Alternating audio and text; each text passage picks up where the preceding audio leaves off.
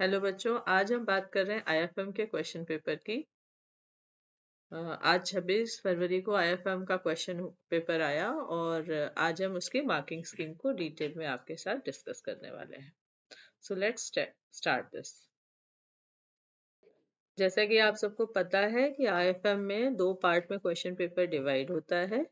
Total 21 questions होते हैं। Part A में आपके क्वेश्चंस होते हैं एमसीक्यूज टाइप और पार्ट बी में आपके सब्जेक्टिव टाइप क्वेश्चंस होते हैं। Okay, so let's start with part A. Part A का पहला क्वेश्चन था एम्प्लॉयबिलिटी स्किल से, पहला सेक्शन ही था जिसमें फर्स्ट पार्ट था which type of feedback provides precise. So बेटा यहाँ पर ये जो टर्म यूज किया है प्रिसाइज, ये बहुत इंपॉर्टेंट टर्म था। इस प्रिसाइज की वजह से आंसर हो जाता है स्पेसिफिक फीडबैक। ओके, सो हमें हर क्वेश्चन में देखिएगा हिंट दिया रहता है और हमें उसी हिंट को फॉलो करना होता है। पार्ट वन के फर्स्ट क्वेश्चन के सेकंड पार्ट में in smart goal R stands for, very obvious है, realistic. R stands for realistic. Likewise next question है एन एक्वायर्ड और natural capacity. Natural capacity hint दे रहा है that enables you to perform a particular task with considerable proficiency is termed as, correct answer है ability. Okay, so हमें हर question में कोई ना कोई हिंट दिया है आंसर को फाइंड करने का। In the next question which of the following is a part of yearly maintenance. तो यहाँ पर हिंट दिया ईयरली मेंटेनेंस चाहिए कंप्यूटर के लिए। तो हमारे पास हर चीज का देखो रिन्यूएबल लाइसेंस होता है, टाइम पीरियड होता है। सो यहाँ पर आंसर सही है, check for expiry of antivirus software and renew. ये हमको ईयरली रिन्यू करना पड़ता है, ठीक है। सो इसका करेक्ट आंसर ये है। नेक्स्ट क्वेश्चन है what is the primary function of entrepreneurs in society. Entrepreneurs in society का प्राइमरी फंक्शन, क्यों एंटरप्रेन्योरियल स्किल इंपॉर्टेंट है, इसमें बहुत सारे बच्चे कंफ्यूज हो सकते हैं और अलग अलग तरीके के आंसर्स लिख सकते हैं, बट मेन आंसर है कि entrepreneurship is directly related to innovation and economic growth. ठीक है, so this is the right answer. इसी तरीके से लास्ट क्वेश्चन है which of the following is not. तो देखो नॉट वर्ड सूटेबल दिया हुआ है, not a sustainable development goal. तो हम सब ने इतना सारा पढ़ा है, sustainable development goal basic goal है पॉपुलेशन को कैटर करने के लिए। तो स्पेस रिसर्च नॉट से रिलेट कर रहा है, तो this is the right answer. Okay, अब बेटा नेक्स्ट क्वेश्चन देखिए, सब्जेक्टिव से आ जाता है सेकंड क्वेश्चन, जिसके भी अगेन 6 क्वेश्चंस पूछे गए हैं, जिसमें से कोई भी 5 आप अटेम्प्ट कर सकते थे। Investment with low risk involve minimal और नो लेवल ऑफ रिस्क, ठीक है, providing stable and often guaranteed return. तो जहां लो रिस्क है वहां स्टेबिलिटी तो आएगी ही। For these options are ideal for risk averse investment seeking returns. Which of the following is not low risk instrument? तो not low risk instrument means क्या हो गया बेटा कि जो हाईली रिस्की है। हाईली रिस्की, अब इसमें देखो ये सारी चीजें तो बैंकिंग सेक्टर से रिलेटेड हो गई, सिर्फ ये आंसर रह गया जो हाईली रिस्की है। तो इक्विटीज आदि करेक्ट आंसर्स, ठीक है। इसी तरीके से हम आगे बढ़ते हैं और आगे हमको दिखने को मिल रहा है next question, question number second. Dash are interconnected with investments via diverse array of intermediaries that employ various financial instruments known as securities. So हम कहाँ पर किस तरीके से अपने इन्वेस्टमेंट्स को मूव ऑन करते हैं। तो सबसे पहली बात तो हम सेविंग करेंगे तभी इन्वेस्टमेंट का पॉइंट आएगा हमारे लिए। So the correct answer is saving, ठीक है। Next, Jaikan Shikre owns 100 share of a company. He has been given special offer to subscribe to a new issue of shares from the same company. Same company से जयकांत शिकरे को share मिल रहा है 2:1 based on the number of shares he currently hold. तो जितना उसके पास share है उसका 2:1 के रेशियो में उसको मिलेगा. So what method of floating is being described? Obviously Jaykant Shikre subscribe already subscribe है, तो ऑफर टू सब्सक्राइब उसको किया गया। सो बेसिकली ये किसके अंडर आ गया, राइट इश्यूज के अंडर आ गया। तो right answer is right issues. इसी तरीके से नेक्स्ट क्वेश्चन देखो, stock exchange facilitates opportunities for investors to engage in the buying and selling of securities. Identify the pertinent function of a stock exchange. अब stock exchange का क्या main function है? बहुत सारे बच्चों ने इसमें लिख दिया promoting the culture of equity investment. बेटा कल्चर तो प्रमोट करना ही है, बट क्यों करना है? पर्टिनेंट फंक्शन पूछा है ना। Providing liquidity and marketability for existing securities. अगर कुछ बेनिफिट देगा तभी तो लोग उसकी तरफ आएंगे। So this is the correct answer. Okay, so हमें ये सारे पॉइंटर्स बहुत ख्याल में रख के आंसर लिखना चाहिए। नेक्स्ट देखो क्या कह रहा है, which of the following is a characteristics of future contract. अब फ्यूचर कॉन्ट्रैक्ट के कैरेक्टरिस्टिक्स के बारे में पूछा जा रहा है। फ्यूचर एंड फॉरवर्ड में एक ही तरह का डिफरेंस है। फ्यूचर स्टैंडर्डाइज होता है, फॉरवर्ड का कस्टमाइज होता है। बहुत बार आपने पढ़ा है। सो इसका करेक्ट आंसर होगा फ्यूचर कॉन्ट्रैक्ट का स्टैंडर्डाइज ऑप्शन। तो option B is the correct option. Okay, now coming to next statement based question. अगला क्वेश्चन स्टेटमेंट बेस्ड क्वेश्चन था। अब ये क्वेश्चन क्या कह रहा है? ये क्वेश्चन कह रहा है the debt include various instruments that enable the buying and selling of loans in exchange for interest। अब इसमें देखो ये स्टेटमेंट एकदम सही है। डेट इंक्लूड कर रहा है इंस्ट्रूमेंट्स, अलग अलग तरीके के instruments. On the other side debt fund typically offer lower returns compare to equity investment, क्योंकि इनमें थोड़ा रिस्क कम होता है इसलिए रिटर्न भी कम होता है। तो both the statements are true. So correct answer है option D. Okay, now coming to question number 3। ठीक है, क्वेश्चन नंबर 3 में क्या कह रहा है? अगेन 6 क्वेश्चंस होंगे जिसमें से बेस्ट 5 के आंसर्स काउंट होंगे। What does investment mean? तो इन्वेस्टमेंट का मतलब क्या है? The use of fund for assets with the aim of generating future income और रिटर्न। बहुत सिंपल आंसर था इसका। लाइकवाइज थर्ड का सेकंड क्वेश्चन ट्रिकी था थोड़ा सा, असर्शन रीजन बेस्ड क्वेश्चन था, बट थोड़ा सा अगर दिमाग लगाते तो इसका आंसर सही आ जाता है। SEBI has prescribed a set of rules and regulations for each entity. बिल्कुल सही बात है। और जब SEBI rules and regulation prescribe कर रहा है तो entity should operate with in the legal framework x prescribed SEBI. तो जब सेबी ने कोई रूल्स एंड रेगुलेशन बना दिया है किसी के लिए तो उसको उसी रूल एंड रेगुलेशन में काम करना चाहिए। So both the options are correct and R is clearly explaining the A part. So option A is the right option. Okay. अब इसके बाद नेक्स्ट क्वेश्चन क्या कह रहे हैं देखो, what does it mean to have securities listed on the stock exchange? So when securities are listed in the stock exchange, so here what does that mean?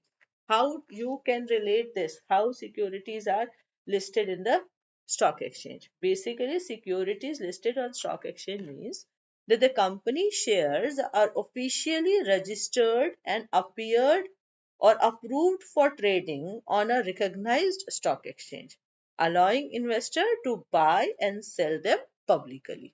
Okay, बस एक नंबर का question था तो इतना एक्सप्लेनेशन काफी है। Now coming to question number 4, to verify the registration status of a broker or sub-broker, it is recommended to check their registration number or relevant details on the official website of the Securities and Exchange Board of India.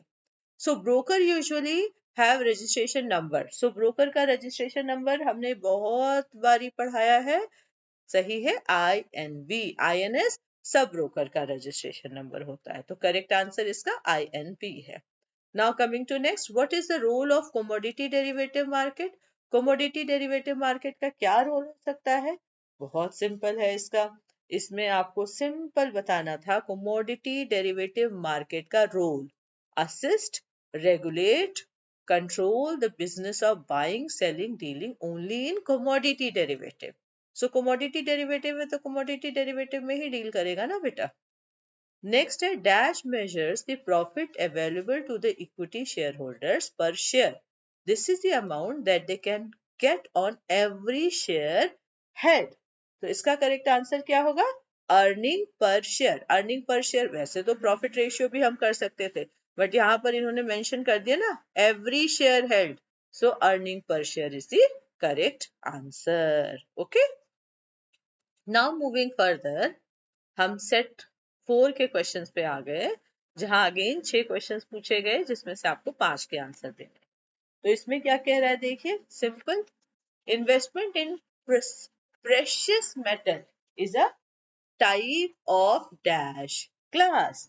So precious metal में investment real estate assets का investment कहलाता है, ठीक है। So this is the correct answer. Now statement based question आ गया। पिछले 2 सालों से असर्शन रीजन और स्टेटमेंट बेस्ड क्वेश्चंस अब आने लगे हैं। कॉम्पिटेंसी बेस्ड क्वेश्चंस की यहाँ बहुत तगड़ी डिमांड हो गई है। अब पहला स्टेटमेंट क्या कह रहा है देखो, a company's market capitalization can provide insight into a stock's risk factor. So the statement is true. Market capitalization हमें stock risk factor provide कराता है। वही दूसरी तरफ क्या कह रहा है, larger companies tend to be more established and have stock with high volatility. क्योंकि लार्जर कंपनी है तो उसमें स्टॉक्स का उतना, इंडिविजुअल स्टॉक्स की उतनी इंपॉर्टेंस नहीं रहेगी, नंबर ऑफ शेयर्स ज्यादा होते हैं ना, तो वॉलेटिलिटी कम हो जाती है। सो यहाँ पर जो करेक्ट आंसर है बेटा, वो आपका है statement 1 is true but statement 2 is false. So A is the correct answer. Now coming to question number 3। Companies may issue shares to their stock shareholders without charge, proportionate to the number of shares owned by each shareholders. Identify the share. अब इन shares को identify करने का जो सही तरीका है वो आपका है shares issued free of cost, ठीक है, to existing shareholders in proportion to their holdings are called bonus shares. ये शेयर्स हमको मोटिवेशन के तौर पे मिलते हैं, तो करेक्ट आंसर है बोनस शेयर्स, ठीक है। Again coming to question number 4। Question number 4 क्या कह रहा है देखो, mister Sandeep, a new investor, is interested in investing in the stock market. He has learned about the advantages of holding securities in electronic form and has decided to open a demat account. To do this, he approached a local financial institutions called Aron Financials. ठीक है, यहां तक अभी हमें कोई नई बात नहीं मिली। Which is a registered depository participants with both NSDL and CDSL. Aron Financial helps him open a demat account. तो देखो NSDL और CDSL हमारी क्या है, कौन सी एजेंसीज है, इसके बारे में क्वेश्चन है। Aron Financial help him open a demat account and dematerialize his physical shares. So अभी यहाँ पर क्वेश्चन CDSL और NSDL से ही पूछा जा रहा है। Who serves the intermediaries between depositories and investors? इन दोनों के बीच में कौन इन्वेंट्री इंटरमीडिएरीज के रूप में सर्व कर रहा है? तो करेक्ट आंसर इसका होगा बेटा डिपॉजिटरी पार्टिसिपेंट्स, ठीक है। So this is the correct option. वैसे ही बच्चों क्वेश्चन नंबर 4 के 5th पार्ट में पूछ रहा है, do stock splits corporate action have an effect on corresponding shares held by an investor? So correct option होगा यस। तो यस में हमारे पास 3 ऑप्शन है, ठीक है। तो कौन सा ऑप्शन यहाँ पर सही होगा देखो, yes, the number of shares held by investors increases in the proportionate ratio in which a stock splits. कैसे? फॉर एग्जाम्पल देखो, कह रहा है 2:1 का स्टॉक स्प्लिट अगर हम करते हैं या 5:1 का स्टॉक स्प्लिट करते हैं तो शेयर इंक्रीज हो जाएगा 5:1 में 5 टाइम्स एंड 2:1 में डबल हो जाएगा, है ना। सो इस तरीके से इसका सी ऑप्शन सही ऑप्शन है। क्वेश्चन नंबर 4 का 6 क्या कह रहा है, if interest rate is compounded quarterly, मतलब साल भर में कितने क्वार्टर्स होते हैं, 4 क्वार्टर होते हैं, एक क्वार्टर में 3 महीने होते हैं, तो then the number of conversion period correct option क्या हो गया, सी 4, ठीक है। क्वार्टरली में कन्वर्जन पीरियड 4 हो गए। नाउ नेक्स्ट 5, क्वेश्चन नंबर 5 का फर्स्ट क्या कह रहा है देखो, Anil ons 500 physical shares XYZ Limited Company. He wants to sell them on stock exchange, but he is worried about the risk of holding physical certificates. He needs a quicker and safer way to trade. What should Mr. Anil do? So Mr. Anil क्या कर सकते हैं? Mr. Anil open a demat account with the depository participants and dematerialize his share before selling. So ये है Mr. Anil का सही तरीका, ठीक है। इसी तरीके से अब आओ 5 के क्वेश्चन नंबर 2 में, in book building issue the issuer must specify either a price band or a floor price in the prospectus. बिल्कुल सही बात है। तो अब क्या कह रहा है, the actual issue price can be any price within the specified price band or any price above the floor price. So अब कौन सी चीज होती है जो इशू प्राइस को डिटरमाइन करती है? ऑब्वियसली जिस प्राइस पे हम इशू कर रहे हैं, तो cut off price is basically the issue price, तो राइट ऑप्शन है कट ऑफ प्राइस। ठीक है, इसी के साथ नेक्स्ट क्वेश्चन देखो, कह रहा है are bonds assessed based on their credit quality, ये हमारा क्वेश्चन है। तो आंसर क्या होगा? करेक्ट ऑप्शन ऑब्वियसली यस से होगा, बॉन्ड से ही हमारी क्रेडिट क्वालिटी असेस होती है। तो यस वाले ऑप्शन हमारे पास दो है बेटा। सो कौन सा सही ऑप्शन है? बी वाला, bonds are assessed based on their credit quality. ठीक है, अब यहाँ पर दूसरा क्या कह रहा है? Yes RBI is identity which assess the bond and debenture issues. तो आरबीआई के बारे में तो पूछा नहीं ना, बॉन्ड के बारे में पूछा है, तो बी वाला ऑप्शन सही ऑप्शन होगा। Likewise, fifth का question number 4 क्या कह रहा है? It is essential to recognize the implication of these options to fully understand the impact of dematerialization. Clearly identify which of the following is not a benefit of dematerialization. अब ये question है, तो इसका answer क्या होगा? इसका answer simple और बहुत इजी सा है, इंक्रीज ट्रेडिंग कॉस्ट। ठीक है, व्हाट इज पे इन डेट? पे इन डेट हम लोगों ने बहुत बारी पढ़ा है, basically is the day when the buyer must make payment for securities purchased and the seller must deliver the security to the clearing corporation as a part of the settlement process in the stock market. ठीक है, so ये pay in का basic factor है। Now next assertion reason का question था, last question. Assertion reason में क्या कह रहे? All fix assets except the land have a defined life span. बिल्कुल सही बात है, लैंड का डिफाइंड लाइफ स्पैन नहीं होता है। Each year, it is assumed that the value of an asset decreases due to usage. The decrease in value is referred to depreciation. बिल्कुल सही है, मैंने depreciation के बारे में बताया था, passage of time, wear and tear की वजह से वैल्यू घट जाती है। तो यहाँ सही ऑप्शन क्या होगा? दोनों ही स्टेटमेंट सही है, और डेप्रिसिएशन जो है रीजन, वो असर्शन का करेक्ट एक्सप्लेनेशन भी दे रहा है। Now coming to section B. Section B में हमें 5 क्वेश्चन दिए गए थे, और फर्स्ट पार्ट में 5 में से कोई 3 करने थे, ये 2 मार्कर क्वेश्चन। तो इसमें पहला क्या कह रहा है? Clear and concise communication is of immense importance in work and business का एनवायरनमेंट। सो अब इस स्टेटमेंट को एक्सप्लेन करना था, तो बिल्कुल सही बात है, क्योंकि इससे क्या होता है? इससे क्लियर एंड कंसाइज कम्युनिकेशन होता है which avoids misunderstanding, save time, improve teamwork, enhance productivity, or in business, it ensures accurate information flow, better decision making, and strong professional relations. तो ये कुछ पॉइंट्स लिख करके आपको 2 आउट ऑफ 2 मार्क्स मिल जाएंगे। Next पूछ रहा है name 4 skills which must be master to success in life. Communication skill, self management skill, ICT, entrepreneurship, कोई भी स्किल इसमें से आपको लिखनी थी। 4 स्किल्स के बारे में पूछा है, आपको 5 स्किल्स का बताया गया है, बस आपको नाम लिख देते तो भी नंबर मिल जाएगा। What actions can be performed on your computer screen by using a mouse? तो माउस के यूज से क्या करते हैं हम? प्रिंट करते हैं, क्लिक करते हैं, डबल क्लिक करते हैं, ड्रैग करते हैं, ड्रॉप करते हैं, स्क्रॉल करते हैं, सिलेक्ट आइटम्स करते हैं, कंप्यूटर स्क्रीन पे दो भी दिख रहा है, या फाइल ओपन करते हैं, ऑब्जेक्ट मूव करते हैं, एक्सिक्यूट कमांड करते हैं। Whatever we are doing with the cursor, we can write here as an answer. Question number 9 में क्या कह रहा है? What is a career and name the two ways how a person can earn a living. So career क्या है? Long term professional journey in a particular field of work chosen according to one's interests, skills and goal. दूसरे में क्या है? A person can earn living through employment or self employment. तो दो तरीके से ये अर्निंग हो जाएगी।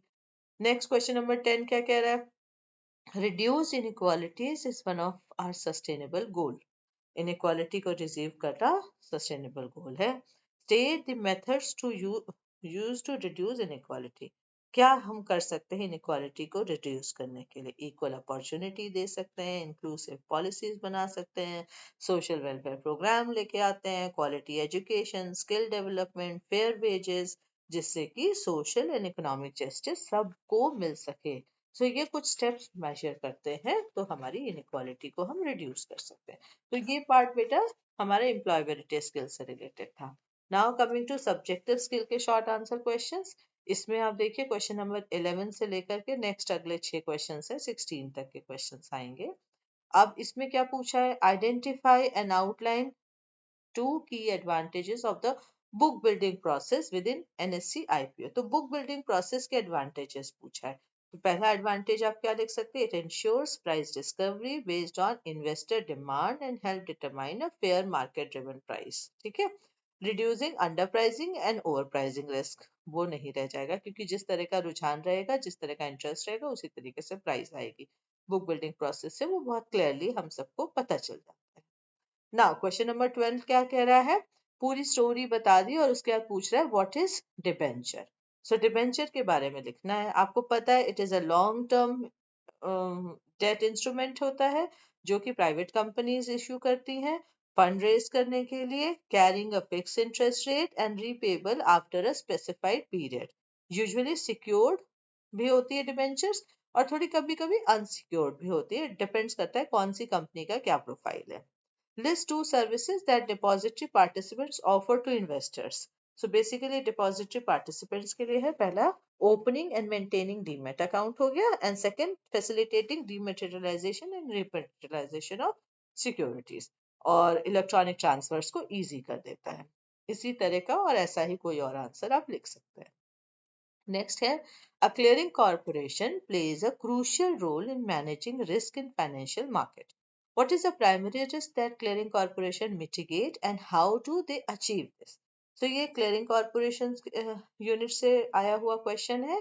इस क्वेश्चन के आंसर में हम सिंपली लिख सकते हैं, they act as an intermediary between buyers and sellers, guarantee settlement, ensures timely delivery of securities and funds। इसको elaborate करके आंसर लिखते हैं। What items are included in a liability action of a company's balance sheet? Company के balance sheet में जो liability action है उसमें basically share capital, reserves and surplus, long term borrowing, short term borrowing, trade payables, current liabilities payable by the companies, जो भी headings आपको याद हो वो आप यहाँ पर मेंशन कर सकते हैं। क्वेश्चन नंबर 16 पूछ रहा है, the long-term financial strength of a company or firm is assessed by its capacity to consistent pay interest and repay principal amount on specified due dates or a maturity date। अब इसमें क्या पूछ रहा है, identify सच ratios, ratio के बारे में लिखना था और उसके कोई दो एग्जाम्पल देने थे। तो यहाँ पर सॉल्वेंसी रेशियो हमने मेंशन कर दिया और उसके include debt equity ratio and interest coverage ratio which measures a firm's ability to meet long-term obligation and interest payments. तो सॉल्वेंसी रेशियो के अलावा भी अगर आपको कोई रेशियो लॉन्ग टर्म ऑप्शन का याद है, आप वो यहाँ पे मेंशन कर सकते हैं, तो कोई इसमें बड़ी बात नहीं है। नाउ यहाँ पर देखो क्वेश्चन नंबर नेक्स्ट जो आया है 5 क्वेश्चन, उसमें से 3 आपको सिलेक्ट करने, ये 4 मार्कर क्वेश्चन है। यहाँ पर बहुत सारे बच्चों की ये शिकायत थी, foreign currency convertible bonds are out of syllabus. Yes, you all are very true, but हम इसको इस वर्ड से ही इलेबोरेट करके लिख सकते हैं। ये क्या कह रहा है, foreign currency bonds basically debt instrument होता है, बॉन्ड मींस डेट इंस्ट्रूमेंट, ये तो क्लियर हो गया। तो एक पॉइंट हमने यहाँ लिख दिया। They carry fix interest rate, अब डेट इंस्ट्रूमेंट है, लॉन्ग टर्म है, तो फिक्स इंटरेस्ट रेट रहेगा। ये कन्वर्टेड हो सकते हैं इक्विटी शेयर में, और issuing company after a specified period pre determined price पे आप फॉरेन करेंसी में इनको कन्वर्ट कर सकते हैं। लाइकवाइज लॉक इन क्या होता है, लॉक इन क्या है, is the period during which investors, promoters, share holders are restricted from selling or transferring their shares after an issue, ensuring stability in shareholding। और ब्रिज प्रोस्पेक्टस बहुत बारी पढ़ा गया है, concise summary of main prospectus, और उसको elaborate कर देना है। पब्लिक इशू क्या हो सकता है, this is a process by which a company offers its security. So ये बड़ा स्कोरिंग क्वेश्चन था, बहुत बढ़िया और बहुत अच्छा स्कोरिंग क्वेश्चन था। क्वेश्चन नंबर 18 देखो क्या कह रहा है, क्वेश्चन नंबर 18 में कॉन्ट्रैक्ट नोट की बात कर रहा है, सेकेंडरी मार्केट में क्या होता है, and how does a contract note contribute transparency. तो कॉन्ट्रैक्ट नोट हमें पता है, it is a legal document जो ब्रोकर इशू करता है डील को कंफर्म करने के लिए on behalf of investors. It contains information such as price, quantity, brokerage, transaction date, services and official proof of whatever buying you have. ठीक है, उसका एक डेटा वो आपको प्रोवाइड कराता है। इसी तरीके से इस क्वेश्चन का जो सेकंड पार्ट है, अगेन वो 2 मार्कर पार्ट है। वो क्या कह रहा है, वो कह रहा है आपको कि किस तरह से ट्रांसपेरेंसी कंट्रीब्यूट कर रहा है, ensures by clearly detailing all changes, taxes, and trade information. It also helps investors verify the accuracy of transactions and prevents fraudulent practices, thereby promoting accountability in the secondary market. ठीक है, so ये इस question का answer बन गया. Now coming to next, explain the following. Aim of Investor Protection Fund and role of arbitration. तो Investor Protection Fund क्या करता है? Establishing to safeguard the interest of investors in case of default by broker. अगर broker ने कोई गलती की है तो investor को protect करेगा. ये provide करता है financial compensation to investors who suffer losses due to non-settlement of trade or broker misconduct. The fund enhances investor confidence and promote trust and stability in security market. ठीक है? और role of arbitration का क्या होता है? Dispute settlement, dispute resolution देता है. ये कॉस्ट इफेक्टिव मेथड है डिस्प्यूट सेटल करने का. विदाउट गोइंग टू कोर्ट आपस में ही हम सेटल कर लें. ये इंडिपेंडेंट आर्बिट्रेटर एग्जामिन करता है केस को and give a binding decision insuring justice and maintain discipline in the security market. So ये आप पॉइंटर्स में लिख देंगे तो आपको एक अच्छा खासा मार्क्स मिल जाएगा. नाउ क्वेश्चन नंबर 20 बहुत अच्छा क्वेश्चन था. इसमें देखो, effective fund allocation is a vital for a company financial stability and growth.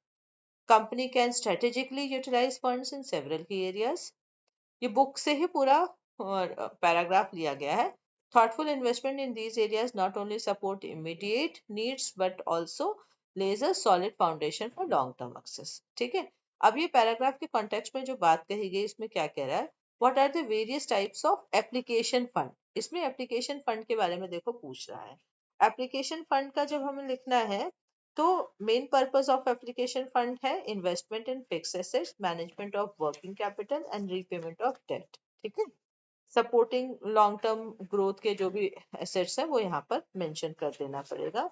जैसे कि इसको और डिटेल में मैं जाऊं तो investment in fix asset involving purchasing machinery, building technology to improve productivity and operational efficiency. ठीक है, अब इसके बाद नेक्स्ट क्वेश्चन क्या कह रहा है कि why is application fund important?